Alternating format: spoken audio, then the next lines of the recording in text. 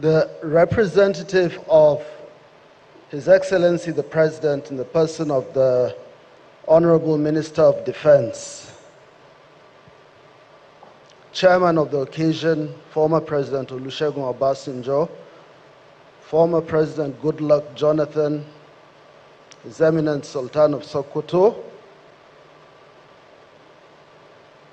also Bishop Matthew Hassan Kuka, Etsunupe, my colleagues in the military, former governors, members of the National Assembly, and please pardon me if I'm not able to mention everyone. So, let me seek the permission of Mr. Chairman to pay tribute to someone who is not here with us today, a person who has contributed so much, so immensely to the development of our country. A person who died not too long ago, and that is Dr. Solomon Ehigiato Arase. I'm sure he would have been here for this very important occasion. A man I highly respect, a man who is truly patriotic. Having said that, let me thank my colleague in service, General Lucky Irabo, a person who has worked alongside me for so many years, not just in Nigeria, but also outside the shores of Nigeria. Your book, Scars, which is a very, very apt title for the book and the contents of the book, is a book that I believe should be on the bookshelves of all institutions, public and private, as long as it is in this country. I was invited for this occasion while I was outside the country with my family. General Irabo called me and asked me if I could go through the dummy of his book and subsequently attend this occasion. Of course, I had medical issues, but I said, Lucky, don't worry, I'll come. I'll try and compress whatever I'm doing, and I'll come. I read the book cover to cover twice and arrived in Nigeria on Friday. The book, as I said earlier, has a lot in it, not just looking at the central focus, which is the Boko Haram conundrum. There are other affiliated issues in relation to national security and, of course, the overall development of Nigeria. My thoughts are particularly in line with all the things General Irabo has put in this book. I'm not the book reviewer, so let me put that aside, but let me tell you from my experience, especially towards the latter part of my service to this country, I had the privilege of being involved in this very messy situation of Boko Haram. 2 weeks after I was appointed Chief of Defense Intelligence, on the 27th of July of 2009, Maiduguri exploded. And in less than 2 days, I found myself accompanying the then Chief of Defense Staff, Air Chief Marshal Paul Dike, and that was how the task given to the military started. And also later, by the time President Goodluck Jonathan came on board, we continued along the same process with another Chief of Defense Staff, Air Chief Marshal Oluseyi Petini. And I can tell you that, like General Irabo suggested in the book, Boko Haram is just a particular milestone in our journey. It's a terrible milestone, and the emotional aspects probably outweigh the physical consequences of this conundrum. But what I really want to bring into focus, into light here, in terms of national security, is the overall impact on the Federal Republic of Nigeria, going all the way back to when we became an independent nation. Today, 6.5 decades after independence, we continue to grapple with the same issues. They may be recurring in different coloration, but basically they are the same issues, and the 65 years that have come and gone are a reflection of times of tribulation generally for all of us as a nation. And I can tell you that in the 65 years, we've had perhaps a very small window of happiness, of prosperity, of progress and hope.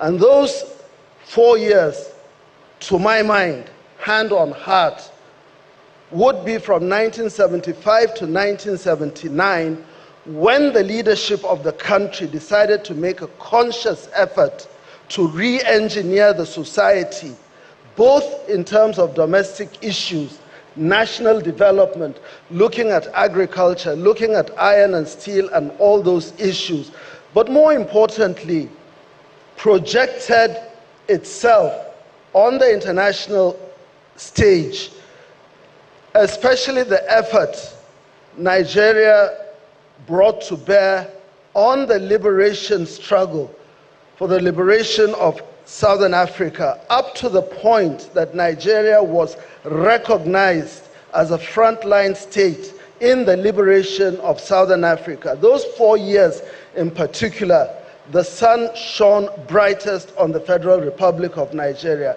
Subsequently, we started having problems, one government after the other, wrestling, grappling, manipulating, trying to overcome issues. And that is not to say that each government had not tried in its own way. But unfortunately, the issues at hand became so overwhelming that one problem led to another. Each situation overlapped the other. And when you take the aggregate of all these things, like I said, they kept coming back in different colorations, but basically they were issues, primarily issues to do with national development, insecurity, political structure, defective governance, and impaired national cohesion. While the various governments kept on wrestling with these issues, we had 3 other major issues which people might have taken for granted. Number 1, the struggle for power and authority within the state. Number 2, the issue of resource allocation. And number 3, the fear of domination by the ethnic nationalities. So when you juxtapose these 2 mainstream issues, you see that governments continued to meander through a very difficult terrain. And obviously, the problems to the solutions to the problems faced by the government could not be handled solely by mainstream governmental agencies. The people needed to be brought along. And so, like General Irabo talks about Boko Haram, it is true that the military component, the military aspect, that physical issue is important, but it is only important up to a certain extent. Thereafter, other issues, political, social, etc., come into play. What I have taken from my experience in government, especially my last assignment, is that all the issues that have been bedeviling our nation can be overcome, but for one particular issue. And I want you to take this very, very seriously.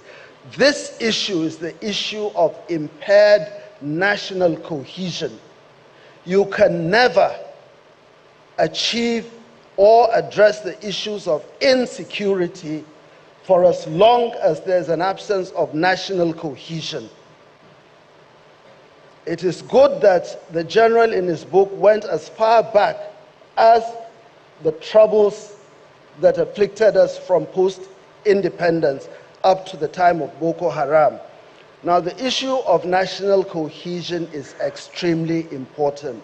It is not exclusive just to the Federal Republic of Nigeria as a pluralistic, multi-ethnic society with two main religions. But other countries have been able to find solutions. In our own case, sometimes one wonders whether it is deliberate on the part of our people, the various nationalities. And you begin to observe, you begin to see an intense detestation of one another, which is inspired, generally inspired, by that darkness in our nature, which is constantly goading us, nudging us, pushing us, and even compelling us to behave in a generally obnoxious, disagreeable, nasty, inconsiderate, and mean manner towards each other. And there's no reason for that. Now, it is this vulturistic disposition that has refused to allow us to think straight and let go of the past.